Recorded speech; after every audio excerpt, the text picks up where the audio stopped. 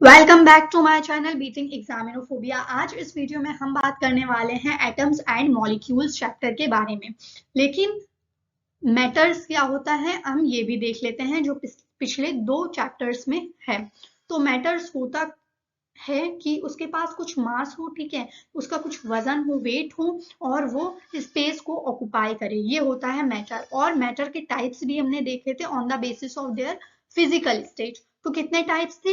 3 types थे, solid, liquid and gas. अब जो सेकंड चैप्टर था हमारा इस मैटर अराउंड अस प्योर, उसमें हमने फिर से क्लासिफिकेशन किया था मैटर का on the basis of their composition, कि वो किस चीज से बना हुआ है। तो प्योर सब्सटेंस, हम दो क्लासिफिकेशन हुए थे, प्योर सब्सटेंस और मिक्सचर, जिसे हम इम्प्योर सब्सटेंस भी कहते हैं। प्योर सब्सटेंस में एलिमेंट्स और कंपाउंड आ जाते हैं, और एलिमेंट्स का हमने फर्दर क्लासिफिकेशन किया था, तो मेटल्स, नॉन मेटल्स और मेटलॉइड्स में था।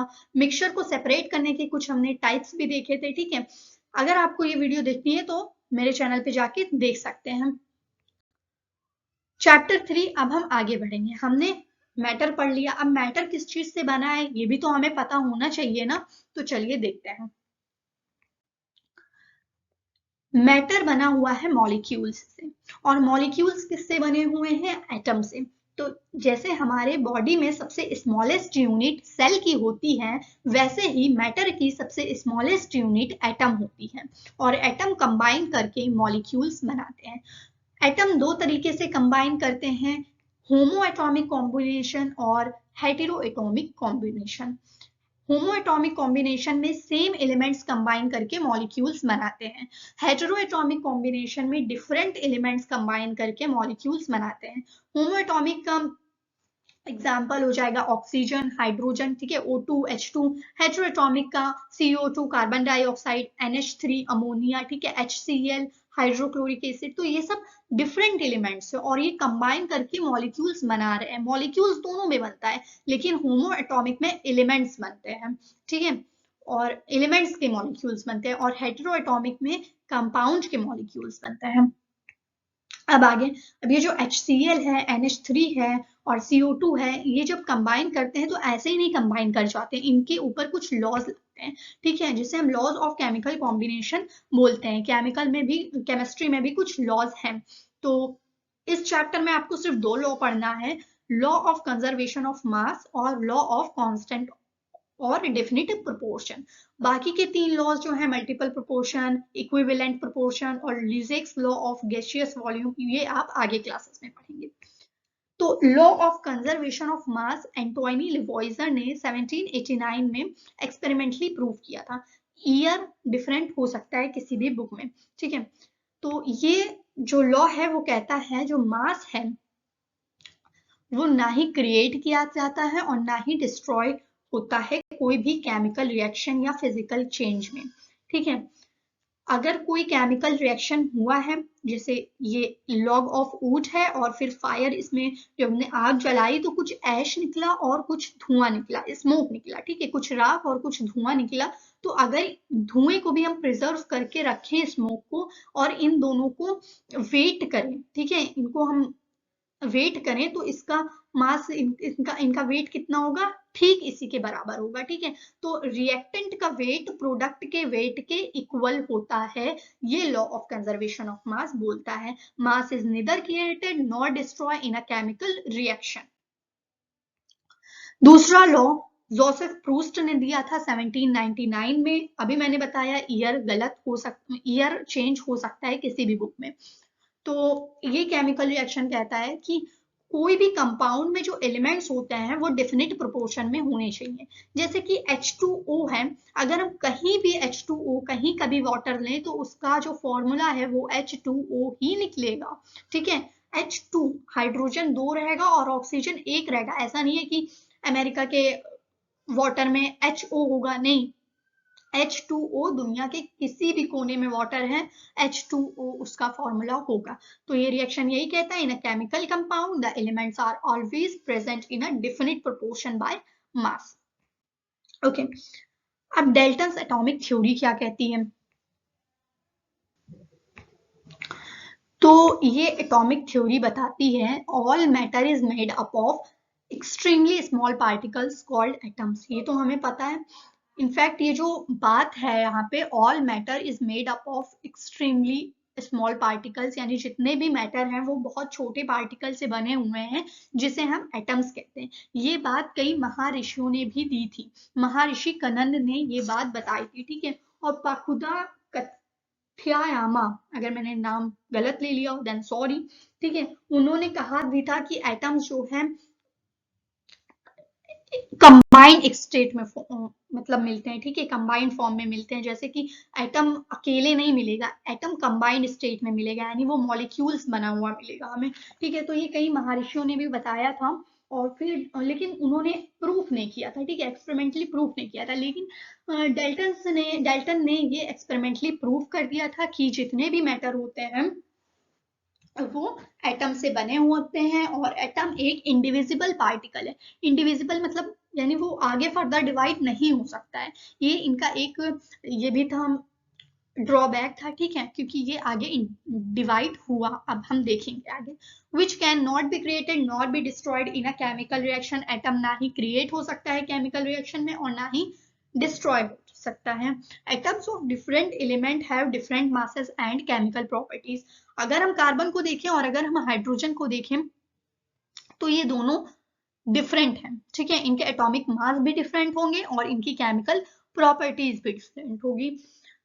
Combination between atom take place in whole number resulting in the formation of compound atoms। अगर हम कंपाउंड बना रहे हैं, ठीक है, तो उसमें अगर कोई एटम लेना है तो फिर वो होल नंबर में लिया जाएगा। जैसे H2O है, तो ऐसा नहीं है कि हाइड्रोजन को हम ले लें, चलो आधा हम हाइड्रोजन ले लेते हैं, नहीं, हमेशा 1 2 3 4 5 6 जितना भी होल नंबर है, आप जितना भी होल नंबर है ले सकते हैं, लेकिन होल नंबर ही आपको लेना है।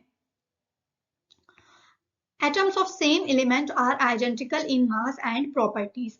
अब इन्होंने बोला सेम एलिमेंट के जो एटम्स हैं वो सेम होते हैं, यानी उनकी मास भी सेम होगा, उनका प्रॉपर्टीज भी सेम ही होगी। अब drawback of Dalton's atomic theory हम देख लेते हैं। इनका ड्रॉबैक था कि atom is not indivisible particle, atom further divide होता है। जो फंडामेंटल पार्टिकल से एटम बने होते हैं, न्यूट्रॉन, प्रोटॉन और इलेक्ट्रॉन, ठीक है, वो आप स्ट्रक्चर ऑफ एटम में इसकी डिटेल पढ़ेंगे। एटम ऑफ सम एलिमेंट्स में हैव सेम एलिमेंट्स में हैव डिफरेंट प्रॉपर्टीज। तो सेम एलिमेंट्स के डिफरेंट मासेस कैसे हो सकते हैं, राइट? आइसोटोप जो होता है, आइसोटोप अगर आपने सुना हो तब तो बहुत बढ़िया, अगर नहीं सुना हो तो बताते हैं। आइसोटोप के एटॉमिक नंबर सेम होते हैं लेकिन एटॉमिक मासेस अलग अलग होते हैं। जैसे हाइड्रोजन का एटॉमिक मास 1 है और हाइड्रोजन के आइसोटोप का एटॉमिक मास 2 है। कार्बन के कुछ आइसोटोप्स हैं, कार्बन 12, कार्बन 13, कार्बन 14, ठीक है, लेकिन एटॉम जो पीरियोडिक टेबल में है वो सिर्फ कार्बन 12 ही है, ठीक है। तो सेम एलिमेंट का भी मासेस डिफरेंट हो सकता है। अब आते हैं हम एटम पे, एटम का डिटेल पढ़ते हैं हम। तो एटम इंडिविजिबल पार्टिकल है, ये हमने देखा, ठीक है, लेकिन इनका ये एक ड्रॉबैक था कि ये डिवाइड हो सकता है फर्दर न्यूट्रॉन, इलेक्ट्रॉन और प्रोटॉन में, ठीक है। अब एटम इतने छोटे होते हैं, इतने छोटे होते हैं कि हम सोच भी नहीं सकते उतने छोटे एटम पार्टिकल्स होते हैं, ठीक है, कि शीट ऑफ पेपर में बहुत सारे मिलियंस ऑफ एटम्स होते हैं। अब हमें पता है, नहीं पता है आपको या नहीं, एटम जो है स्फेरिकल होते हैं, ठीक है। तो अब स्फेरिकल में कुछ रेडियस तो होगा, तो एटॉमिक जो एटम का रेडियस है वो नैनोमीटर में मेजर किया जाता है, स्मॉल एन, और स्मॉल एन से इसे डिनोट करते हैं ऐसे कुछ, ठीक है, नैनोमीटर। अब आगे बढ़ते हैं।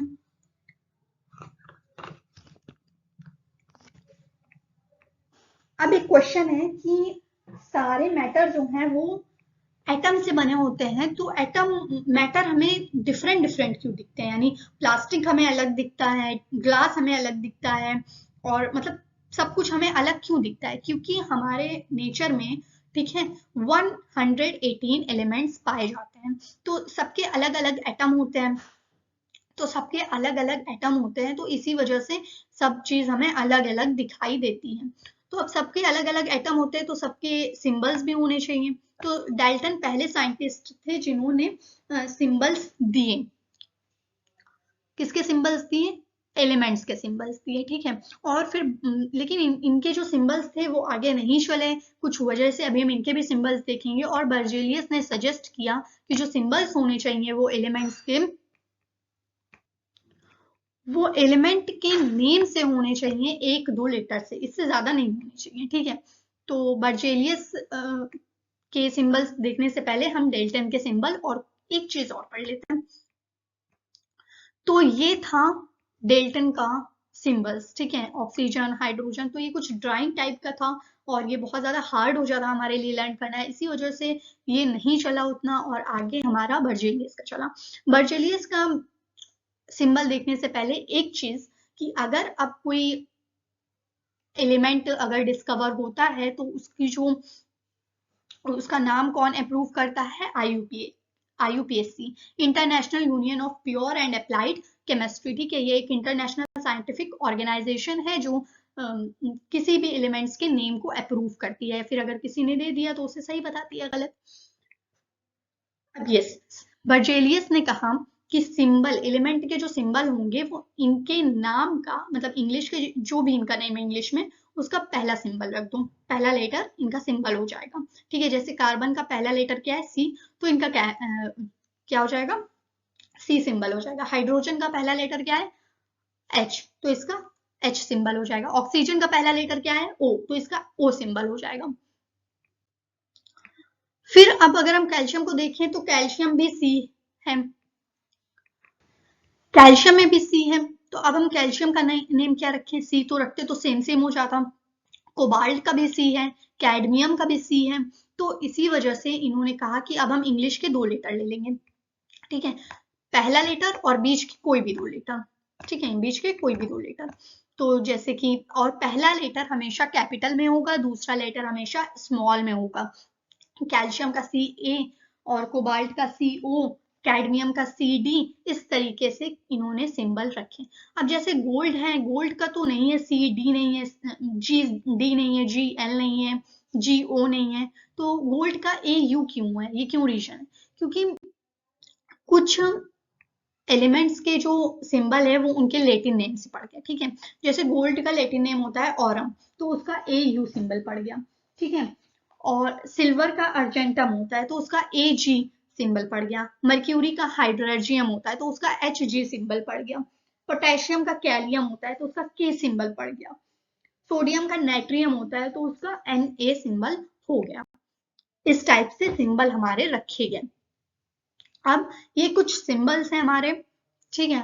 आप इन्हें लर्न कर लीजिए। कोई भी कॉमन एलिमेंट्स के, hydrogen, oxygen, helium, gold, silver, common जितने भी एलिमेंट्स हैं, आप उनके एटॉमिक मास, एटॉमिक नंबर और सिंबल्स लर्न आपको होने चाहिए। डेल्टन ने कहा था कि जितने भी एलिमेंट्स हैं हमारे पास, उनकी जो जितने भी एटम हैं उनके पास कुछ एटॉमिक मास होता होगा। अब इतने छोटे का एटॉमिक मास, इतने छोटे का मास, मतलब इनका वेट कितना होता होगा? तो सब एटम से बने हुए मॉलिक्यूल्स, ठीक है, और मॉलिक्यूल से बने हुए मैटर, मैटर का तो कुछ मास होता है, कुछ वेट होता है। तो मैटर बने किससे हैं? एटम से ही तो बने हुए हैं, तो ऑफ कोर्स उनका भी कुछ मास होगा ही होगा। अब रेफरेंस पॉइंट किसे लें? अगर आपके पास एक छोटी बोतल है और आपके पास एक बड़ी बोतल है, सेम डिजाइन की और बिल्कुल मतलब प्लास्टिक की, वरना आप एक स्टील की ले लें, सेम मटेरियल की, सेम डिजाइन की, ठीक है। तो आपको अगर बताना हो कि छोटी बोतल कंपेयर करना है दोनों को, तो छोटी बोतल कम वजन होगी, ठीक है, कम वजन होगी, तो आप बताएंगे कि हाँ ये इसका हाफ है, बड़ी बोतल का ये छोटी बोतल हाफ है। तो इस टाइप का रेफरेंस पॉइंट लिया। किसको लिया? ऑक्सीजन के एटम को लिया। यहाँ पे ऑक्सीजन नहीं लिखा है यहाँ पे, ठीक है, लेकिन इन्होंने ऑक्सीजन के एटम को लिया। लेकिन फिर बाद में ऑक्सीजन का एटम उन्होंने क्यों लिया? क्योंकि ऑक्सीजन बहुत ज्यादा एलिमेंट से रिएक्ट करता था।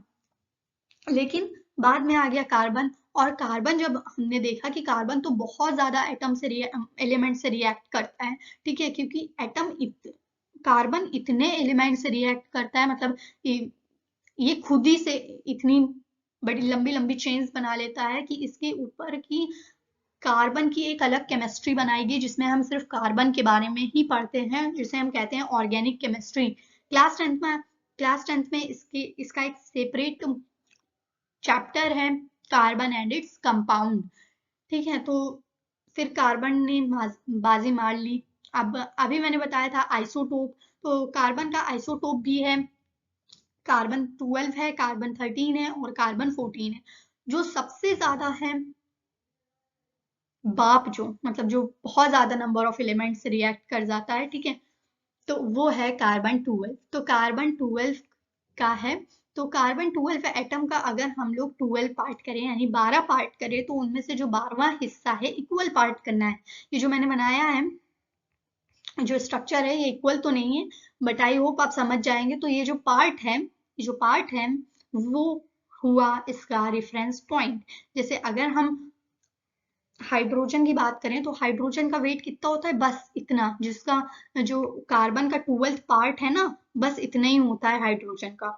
क्यों? क्योंकि इसका एटॉमिक मास 1 है, तो 1 इसका रख दिया गया। नाइट्रोजन का 14 होता है, तो सबसे कंपेयर कर करके सबका एटॉमिक मास रख दिया गया। किससे कंपेयर करना था हमें? कार्बन से कंपेयर करना था। अब मॉलिक्यूल्स और आयंस पढ़ते हैं। अभी हमने मॉलिक्यूल्स तो देख लिया भाई कि हाँ मॉलिक्यूल्स एटम कंबाइन करते हैं तो बनते हैं। आयंस क्या है, चलिए देखते हैं। तो अभी हमें पता है कि एटम जो है अकेले नहीं रह सकते, मतलब इंडिपेंडेंटली नहीं रह सकते हैं। ठीक है, एटम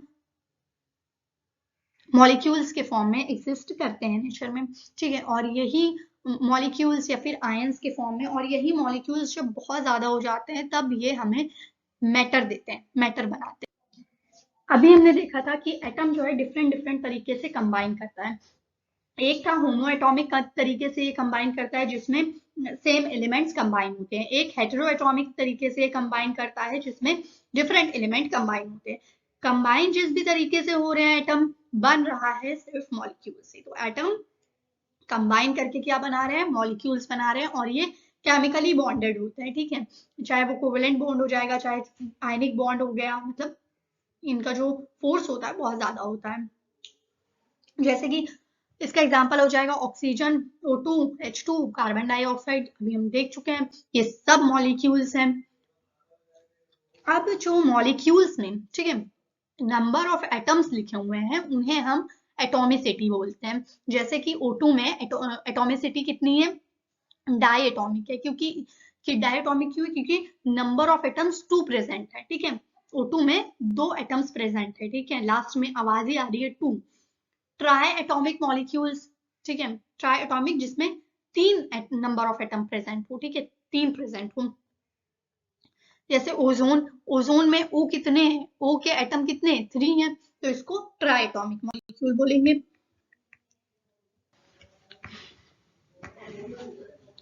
आयंस, अब हमने एटम भी पढ़ लिए, मॉलिक्यूल्स भी पढ़ लिया। आयंस क्या होता है?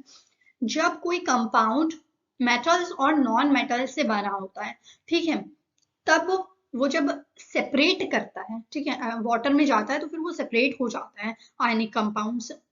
जो कंपाउंड्स होते हैं उन्हें आयनिक कंपाउंड्स बोलते हैं, और जब ये सेपरेट होते हैं तो आयंस फॉर्म करते हैं। जैसे NaCl एक आयनिक कंपाउंड है। ठीक है, जब ये सेपरेट होता है तो Na+ और Cl- में सेपरेट होता है, अलग अलग होता है। निगेटिव चार्ज पार्टिकल जैसे कि Cl- है, ये क्या होता है? ये एनियन। ठीक है, और पॉजिटिवली चार्ज कैटायन। ठीक है, और group of atom carrying a charge, जैसे अभी हमने देखा एक एलिमेंट ने चार्ज कैरी किया हुआ है। अगर 2 एलिमेंट या 3 एलिमेंट, जितने भी एलिमेंट्स है वो चार्ज कैरी किए हों तो तब उसे पॉली एटॉमिक आयन हम बोलेंगे। पॉली एटॉमिक मतलब जो 2 या 3 या एक से ज्यादा जो इतने भी एलिमेंट हैं, एक से ज्यादा एलिमेंट ने अगर चार्ज कैरी किया हुआ है तो उसे पॉली एटॉमिक आयन बोलेंगे। ये पॉलीएटॉमिक आयन, अमोनियम, ठीक है, ये है नाइट्राइट, नाइट्रेट, सल्फाइड, सल्फेट, कितने तो हैं, बहुत सारे हैं पॉलीएटॉमिक आयंस। ठीक है, अब केमिकल फॉर्मूला हमने अभी क्या देखा था, अभी हमने सिंबल देखा था, वो सिंबलिक रिप्रेजेंटेशन था एलिमेंट का, और केमिकल फॉर्मूला क्या है, सिंबलिक रिप्रेजेंटेशन है कंपोजिशन का यानी कंपाउंड का। तो केमिकल फॉर्मूला बनाने के लिए आपको दो चीजें पता होनी चाहिए, पहली वैलेंसी, दूसरा सिंबल। वैलेंसी क्या होता है, चलिए देखते हैं। उससे पहले कुछ रूल्स देख लेते हैं। अगर मेटल्स और नॉन मेटल्स कंपाउंड बना रहे हैं, ये मतलब कि आयनिक कंपाउंड बना रहे हैं, तब क्या होगा, तब मेटल पहले लिखा जाएगा और नॉन मेटल बाद में लिखा जाएगा। जैसे NaCl में Na पहले क्यों लिखा गया, because Na is sodium is metal, ठीक है। और अगर कोई कंपाउंड पॉली एटॉमिक आयन से फॉर्म हो रहा है, पॉली एटॉमिक आयन से फॉर्म हो रहा है, तब उसके जो नंबर हैं, जैसे हम H2O लिखते हैं, ठीक है, तो अगर कोई पॉली एटॉमिक आयन के आगे नंबर लगना है तो वो ब्रैकेट में करके लगाया जाएगा। और इसको हम पढ़ेंगे क्या, जैसे कुछ कुछ अलग पढ़ते हैं, हम लोग पढ़ते थे MgOH का होल ट्वाइस, ठीक है, OH का होल ट्वाइस ऐसे पढ़ते थे। अब वैलेंसी क्या होती है देख लेते हैं। ये है Na का एटम, ठीक है। ये इधर क्या है, इधर है इसका न्यूक्लियस, न्यूक्लियस के अंदर क्या है, न्यूट्रॉन है और प्रोटॉन है। और ये जो सर्कल सर्कल दिख रहा है ना, ये ऑर्बिट्स हैं, और ऑर्बिट्स के ऊपर जो डॉट डॉट दिख रहे हैं, ये जैसे कि ये, ठीक है, ये क्या है, ये इलेक्ट्रॉन है जो कि रिवॉल्व होते रहते हैं, चक्कर लगाते हैं न्यूक्लियस का। ये हम स्ट्रक्चर ऑफ एटम में डिटेल में पढ़ेंगे, आपको वैलेंसी समझाने के लिए यहाँ पे एक छोटा सा रिव्यू दे रहे हैं। तो यहाँ पे अब इसका रूल क्या कहता है कि पहले ऑर्बिट में, एक मिनट, पहले ऑर्बिट में 2 इलेक्ट्रॉन्स होने चाहिए, 2 इलेक्ट्रॉन्स, ठीक है। दूसरे और तीसरे ऑर्बिट में कितने इलेक्ट्रॉन्स होने चाहिए, आप समझ जाइएगा, राइटिंग अच्छी नहीं है, 8 इलेक्ट्रॉन्स होने चाहिए। तो अब Na का स्ट्रक्चर देखिए, पहले इलेक्ट्रॉन्स पहले ऑर्बिट में तो स्टेबल है, ठीक है, दूसरे ऑर्बिट में भी स्टेबल है, 8 इलेक्ट्रॉन्स है, तीसरे ऑर्बिट में एक ही इलेक्ट्रॉन्स है, तो इसके पास ऑप्शन क्या आता है, इसके पास ऑप्शन आता है या फिर 7 इलेक्ट्रॉन ये किसी से ले ले तो अपने आप को स्टेबल कर ले, या फिर एक इलेक्ट्रॉन किसी को दे दे। तो अब 7 इलेक्ट्रॉन लेना बहुत मुश्किल हो जाएगा, तो ये करेगा कि एक इलेक्ट्रॉन किसी को दे देगा, और फिर इसके ऊपर क्या आ जाएगा, Na प्लस का चार्ज आ जाएगा, ठीक है। ऐसे तो न्यूट्रल एटम को हम सिर्फ Na लिखेंगे, लेकिन अगर ये कंपाउंड बना रहा है, किसी को चार्ज दे दिया, तो इसको Na प्लस लिखेंगे। ये है क्लोरीन का स्ट्रक्चर। क्लोरीन का स्ट्रक्चर आप देखेंगे, ये भी स्टेबल है, जो अंदर वाला है उसमें भी 2 इलेक्ट्रॉन्स है, ठीक है। फिर नीचे वाले में भी एक, मतलब जो दूसरा ऑर्बिट है हमारा, सेकंड ऑर्बिट, सेकंड जो सर्कल है उसको सेकंड ऑर्बिट बोलेंगे, तो उसमें भी 8 इलेक्ट्रॉन है। जो तीसरा ऑर्बिट है, थर्ड ऑर्बिट, ये इसे हम वैलेंस आउटर मोस्ट ऑर्बिट भी बोलते हैं, ठीक है, और वैलेंस शेल भी बोलते हैं। तो इसमें क्या करेंगे, इसमें 7 इलेक्ट्रॉन्स है, यानी इसको एक इलेक्ट्रॉन्स और चाहिए, इसको एक इलेक्ट्रॉन्स चाहिए और Na को एक इलेक्ट्रॉन्स देना है। तो बस ये लोग इस तरीके से कुछ कंपाउंड बना लेंगे, Na अपना एक इलेक्ट्रॉन जो है क्लोरीन को दे देगा, और यहाँ पे हमारा क्या बन जाएगा, NaCl बन जाएगा। अब आगे आता है क्रॉसओवर, कि अभी हमने देखा वैलेंसी कैसे पता लगाएं, ठीक है। वैलेंसी होती क्या है कि कोई भी एलिमेंट के एटम की कितनी एबिलिटी है कि वो कितने इलेक्ट्रॉन्स दे सकता है या कितने इलेक्ट्रॉन्स ले सकता है। Na सोडियम की अभी हमने देखा कि वो एक इलेक्ट्रॉन्स देगा, और क्लोरीन का देखा कि वो एक इलेक्ट्रॉन किसी से लेगा। तो एक जो इलेक्ट्रॉन थी वो वैलेंसी हो गई क्लोरीन की, वैलेंसी कितनी है क्लोरीन की, 1, और सोडियम की 1, वो चाहे दे या ले वो वैलेंसी कहलाएगी, ठीक है। अब यहाँ पे आपको अगर वैलेंसी पता है, आपको अगर वैलेंसी पता है, आपको अगर सिंबल पता है, तो आपका फॉर्मूला इधर तुरंत बन जाएगा, ये देखिए, ठीक है। Mg ले लीजिए, और Mg की वैलेंसी 2 होती है, और Cl की वैलेंसी 1 होती है, तो MgCl हमारा फॉर्मूला बन जाएगा MgCl2। क्यों MgCl2 क्यों लिया गया, क्योंकि Cl के पास तो एक ही इलेक्ट्रॉन लेना है ना, Cl तो एक ही इलेक्ट्रॉन लेगा, तो 2 मॉलिक्यूल्स, 2 एटम रहेंगे Cl के, जो कि ये लेंगे, क्या लेंगे, 2, एक मिनट, इसकी वैलेंसी है 2, Mg की, मैग्नीशियम की वैलेंसी है 2, ठीक है, और क्लोरीन की वैलेंसी है 1। तो क्लोरीन 2 एटम रहेगा और Mg एक एटम रहेगा, तभी तो ये अच्छे से स्टेबल कंपाउंड बन पाएंगे। और कैल्शियम ऑक्साइड में दोनों की वैलेंसी 2 है, तो फिर हम इसे एक बार लिखेंगे, CaO। चलिए आगे चलते हैं।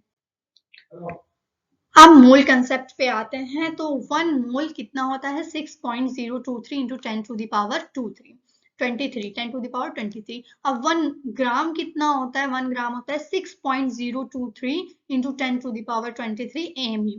AMU क्या है, एटॉमिक मास जिससे मेजर होता है, एटॉमिक मास यूनिट। अब देखें, कार्बन 12 AMU है, ठीक है, 12 AMU है। अब इसको अगर इतने एटम्स हैं, 6.02 एटम्स कार्बन एटम्स हैं, और इनको हमको कन्वर्ट करना है, ठीक है। अब इसको हमें कैलकुलेट करना है कि इतने एटम्स हैं तो कितना वेट होगा एटम का, ठीक है। तो हम डायरेक्ट मल्टीप्लाई कर देंगे, और ये कितना हुआ, 6.02 इंटू 10 टू द पावर कितना हुआ, 1 ग्राम हुआ। आप 2 3 लिखे या ना लिखे, ये 1 ग्राम हुआ। तो 1 ग्राम बेसिकली क्या हो रहा है, यहाँ पे 1 ग्राम 12 से मल्टीप्लाई हो रहा है, ठीक है, 12 से मल्टीप्लाई हो रहा है, तो यहाँ पे क्या आ रहा है, 12 ग्राम आ जा रहा है। बस यही हो रहा है इसमें, यही काम यहाँ पे आयरन में भी हो रहा है। ये देखें 56 AMU है, ठीक है। AMU किससे मल्टीप्लाई करेंगे, ये क्वेश्चन आते हैं, ये न्यूमेरिकल है, मैं ज्यादा डिटेल से नहीं बता रही हूँ क्योंकि एक रिवीजन क्लासेस हमारी चल रही हैं। तो ये बेसिकली किससे मल्टीप्लाई हो रहा है, 1 ग्राम से मल्टीप्लाई हो रहा है, तो यहाँ पे 56 ग्राम हमारा आ जाएगा। तो ये हमारा atomic mass, relative atomic mass और ग्राम एटॉमिक मास क्या होता है, इसमें भी अगर कंफ्यूजन है तो चलिए देखते हैं ये होता क्या है। तो एटॉमिक मास को तो हम सिंपल जो हम लर्न करेंगे, एटॉमिक नंबर और एटॉमिक मास वही होगा, ठीक है। और इसको AMU में लिखा जाता है, कुछ लोग U भी लिखते हैं सिर्फ, तो दोनों सही है। तो 1 AMU, कार्बन का 12 AMU। अब रिलेटिव एटॉमिक मास क्या है, बस सिंपल हमें क्या करना है, AMU रिमूव कर देना है और आपका रिलेटिव एटॉमिक मास आ जाएगा। अगर जैसे कन्वर्ट करना है आपको, क्वेश्चन आ गया कि कार्बन के एटॉमिक मास को रिलेटिव एटॉमिक मास में कन्वर्ट करना है, तो अब आप 12 AMU नहीं लिखेंगे, तब आप सिर्फ 12 लिखेंगे। और अगर आ जाए ग्राम एटॉमिक मास, ठीक है, ये GATRAM मैंने शॉर्ट फॉर्म में लिखा है, आप फुल लिखिएगा। अगर आ जाए कि ग्राम एटॉमिक में एटॉमिक मास में कन्वर्ट करो, तो एटॉमिक मास यहाँ पे सिर्फ एटॉमिक मैंने लिखा हुआ है, ठीक है, एटॉमिक मास भी है, GAM होना चाहिए था। तो यहाँ पे आप क्या करेंगे, यहाँ पे AMU को काट के सीधा 1 और ग्राम G लगा देंगे, आपका आंसर आ जाएगा। तो यस, हमारा चैप्टर हुआ कंप्लीट। हमने न्यूमेरिकल इतने नहीं किए हैं इस चैप्टर के। अगर आपको ये वीडियो अच्छा लगा हो और अगर समझ में आया हो, then please like share and subscribe to my channel. अगर आपको न्यूमेरिकल की वीडियो चाहिए देन कमेंट कीजिए, एक वीडियो जरूर आएगी न्यूमेरिकल की। और ये वीडियो थोड़ा सा लंबा हो गया क्योंकि इसमें हमने कुछ वैलेंसी की भी बात की, और स्ट्रक्चर ऑफ एटम भी मैंने थोड़ा बहुत बता दिया है कि इस ऑर्बिट्स में इलेक्ट्रॉन होते हैं, न्यूक्लियस के अंदर प्रोटॉन और न्यूट्रॉन होते हैं। तो वीडियो अच्छा लगा हो तो जरूर लाइक कीजिएगा। Thanks for watching.